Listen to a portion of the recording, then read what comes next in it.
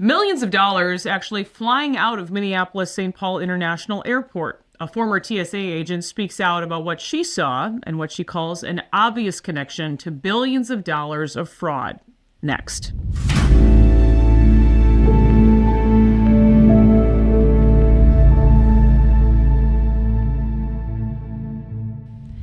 Liz Jackska joins me. She is a former TSA agent who worked at the Minneapolis-St. Paul International Airport from 2016 to 2021. Liz, thank you for joining me. You're welcome. Thank you, Liz. I applaud you and Alpha News. We appreciate that. I have to say, though, this sounds like something out of a spy movie. People going through security and getting on planes with suitcases filled with millions of dollars in cash.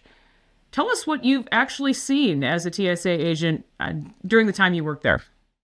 Well, I've actually seen a lot of things, but the most shocking is exactly that. I saw suitcases filled with millions of dollars of cash, and the couriers were always Somali men traveling in pairs. And they got through the checkpoint. It just really absolutely blew my mind the first time you open a suitcase and you see millions of dollars of cash. And typically what would happen is a Leo or a law enforcement officer would come, check their credentials. I don't know what kind of questions they asked them, but their IDs were always documented, and probably their plane tickets as well. So there is a trail of that out there. And I would believe with all the cameras at the airport that if they started there, they could probably find each and every individual that brought money through the checkpoint.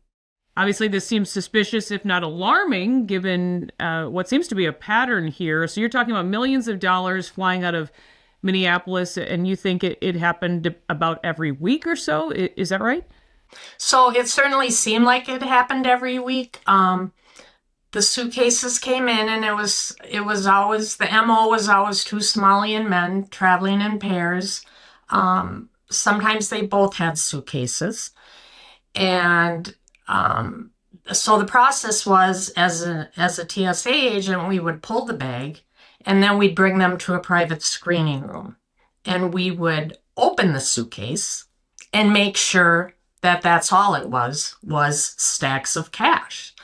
And a Leo would come and maybe question them and for sure take a picture of their identification, and I'm assuming their plane ticket. I'm not sure. So there is a trail out there. Between that, I mean, it has to be documented somewhere, and all the cameras in the airport, I would imagine if they'd like to find all this cash, they should start at the airport. Because in the 5 years I was there, I believe $1 billion went through the airport. $1 billion. As if this isn't troubling enough, Liz, it's not just money you watched leave MSP. Is that right? Yes, that is correct. There was another instance, again, a Somali man that had a carry-on luggage filled with brand new passports. And he was allowed to get through the checkpoint. So where he went with those passports is anybody's guess. This is really incredible to hear. So it sounds like you're raising alarms with your colleagues, but you have to wonder how many people knew about this. Where were they all back then? That is a good question. And I don't know how my colleagues felt about it. I've been out of TSA for quite a few years. So since all this fraud came out, the connection's been made. I didn't feel good about it then, and now it certainly all makes sense. Recently, the City Journal published an article stating that, quote, federal counterterrorism sources confirm that millions of dollars in stolen funds have been sent back to Somalia. And in talking about Al-Shabaab, a terrorist group there, they reported that a confidential source said the largest funder of Al-Shabaab is the Minnesota taxpayer. Judging by what you saw for yourself during the time you were a TSA agent, do you think there's any truth to this? Absolutely. Knowing what I know now, absolutely. There's no question in my mind that money went to Al-Shabaab. It sounds like you've had a difficult time kind of living with this over these last few years. Well, it's been uncomfortable because at the time seemed so lackadaisical that these people could get through the airport with all that cash. Time after time after time. It wasn't a one-time thing. At this point, more than a few Minnesotans have told us about suspected fraud. I've heard from state employees, business owners, even a commercial real estate broker who was telling me recently how they've just been bombarded with calls from members of the Somali community looking to rent any kind of office with just an address, just in case they get audited. They're actually openly admitting all of this. It just seems to be playing out, for everyone to see. But even fraud in Minnesota is now making national headlines. It still seems, though, like elected officials aren't really doing anything about it or trying to ignore it. It is so frustrating.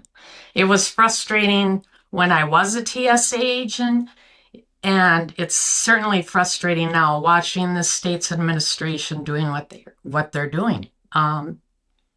Walls and Omar, honestly, they should both resign in shame. Why did you want to come forward and share your story? Because I think Minnesotans need to know that billions of dollars left through the airport. And it was cash. It was literally suitcases full of cash. So what is your message to our so-called leaders here in Minnesota? That this just should not be allowed to happen. When they come through the airport, they absolutely should not be able to bring suitcases full of cash. Who goes with millions of dollars in a suitcase week after week, time after time, year after year?